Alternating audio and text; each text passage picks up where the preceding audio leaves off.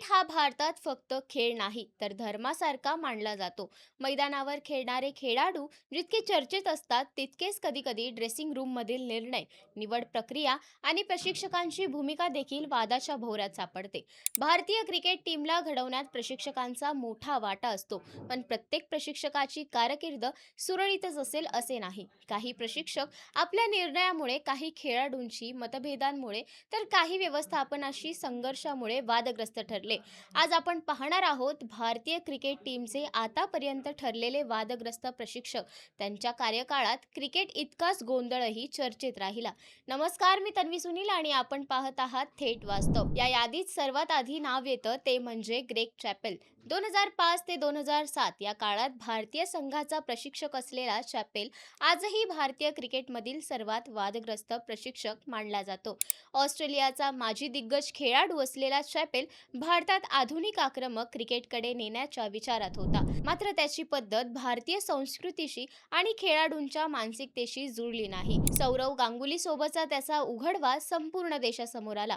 कर्णधार बदल, संघ निवडीतील हस्तक्षेप आणि बीसीसीआयला लिहिलेलं गांगुली विरोधी पत्र यामुळे चॅपेल प्रचंड टीकेचा धनी झाला. 2007च्या वर्ल्ड कप मधील अपयशानंतर त्याचा कार्यकाळ वादग्रस्त शेवटाकडे गेला. यानंतर नाव येतं जॉन राईट याचं. जरी जॉन राईट यांना यशस्वी प्रशिक्षक मानलं जात असलं तरी त्यांच्या कार्यकाळाच्या शेवटी काही वाद उफाळले. सौरव गांगुली कर्णधार असताना संघात शिस्त आणि संघभावना वाढली, पण काही वरिष्ठ खेळाडूंना जॉन राईट यांची शिस्तीची भूमिका रुचली नाही.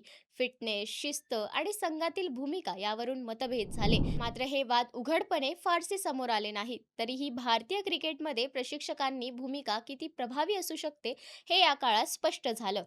गॅरी कर्स्टन यांचं नाव घेतलं तर ते तुलनेने कमी वादग्रस्त मानले जातात, पण त्यांच्या काळातही काही अंतर्गत मतभेद होते. 2011 वर्ल्ड कप विजयानंतर कर्स्टन यांना सर्वोत्तम प्रशिक्षण असं संबोधलं गेलं. मात्र काही खेळाडूंना वाटत होतं की कर्णधार महेंद्रसिंग धोनीला जास्त स्वातंत्र्य दिलं जातंय. हे वाद फारसे बाहेर आले नाहीत, पण ड्रेसिंग रूम मधील मतभेद असल्याच्या चर्चा रंगल्या होत्या. यानंतर चर्चेत आलेलं नाव म्हणजे डंकन फ्लेचर. 2011 ते 2015 या काळात फ्लेचर भारतीय संघाचा प्रशिक्षक होता. त्याच्या कार्यकाळात भारताने परदेशात सातत्याने पराभव स्वीकारले. संघाच्या कामगिरीतील घसरण, वरिष्ठ खेळाडूंचा फॉर्म आणि नव्या खेळाडूंना संधी न देण्याचे आरोप फ्लेचरवर झाले. 2014च्या इंग्लंड दौऱ्यानंतर फ्लेचरला रणनीतीवर मोठे प्रश्नचिन्ह उपस्थित झाले. तो फारसा आक्रमक किंवा प्रेरणादायी प्रशिक्षक नसल्याची टीका झाली. अनिल कुंबळे यांचं नाव या यादीत येणं अनेकांना आश्चर्यचकित करू शकतं, कारण कुंबळे हे भारतातील क्रिकेटमधील अत्यंत आदरणीय नाव आहे. मात्र 2016 ते 17 मध्ये भारतीय संघाचे प्रशिक्षक असताना त्यांचा कार्यकाळ वादांनी ग्रासलेला राहिला. कुंबळे आणि कर्णधार विराट कोहली यांच्यातील मतभेद उघडपणे समोर आले. कुंबळे यांची शिस्तप्रिय आणि कडक पद्धत कोहलीला मान्य नव्हती, अशी चर्चा झाली. बीसीसीआयच्या सीईओ पुढे हा वाद पोहोचला. अखेर चॅम्पियन ट्रॉफी 2017 नंतर कुंबळे यांनी पदाचा राजीनामा दिला. हा वाद भारतीय क्रिकेटच्या इतिहासातील मोठ्या घटनांपैकी एक मानला जातो. यानंतर प्रशिक्षक बनलेले रवी शास्त्री हे देखील वादांपासून दूर राहू शकले नाहीत. 2017 ते 2021 या काळात शास्त्री प्रशिक्षक होते. विराट कोहली सोबत त्यांची जवळीक, खेळाडूंना दिलेली मोकळीक आणि सुपर फिट संस्कृती यामुळे काही माजी खेळाडूंची त्यावर टीका केली. संघातील शिस्त कमी झाल्याचे आरोप झाले. काही वेळा संघ व्यवस्थापनावर एक गट तयार झाले आहे असेही आरोप झाले. मात्र याच काळात भारताने ऑस्ट्रेलियात ऐतिहासिक कसोटी मालिका जिंकली. यामुळे शास्त्री यांचं समर्थकांचं प्रमाणही मोठं होतं. अलीकडच्या काळात नाव येतं ते राहुल द्रविड याचं. द्रविड हे द वॉल म्हणून ओळखले जात असले तरी प्रशिक्षक म्हणून त्यांच्या निर्णयावरही प्रश्न उपस्थित झाले.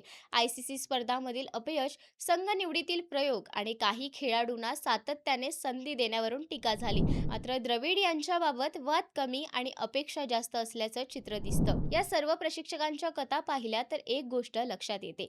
भारतासारख्या क्रिकेट वेड्या देशात प्रशिक्षक होणं ही सोपी जबाबदारी नाही. इथे प्रत्येक निर्णयावर लाखो चाहत्यांची नजर असते. खेळाडूंचे खेळाडूंचा अहंकार, व्यवस्थापनाचा दबाव आणि माध्यमांची टीका यामधून मार्ग काढत संघाला यशाकडे नेणं हेच खरं कसब आहे. म्हणून काही प्रशिक्षक यशस्वी ठरतात तर काही वादग्रस्त. पण या सर्व वादांमधून भारतीय क्रिकेट अधिक मजबूत होतं हे नक्की. तुम्हाला याबद्दल काय वाटतं? कमेंटमध्ये नक्की सांगा. अशाच वास्तवाची जाणीव करून देणाऱ्या परिपूर्ण व्हिडिओसाठी लाईक, शेअर, सबस्क्राईब करायला विसरू नका. धन्यवाद.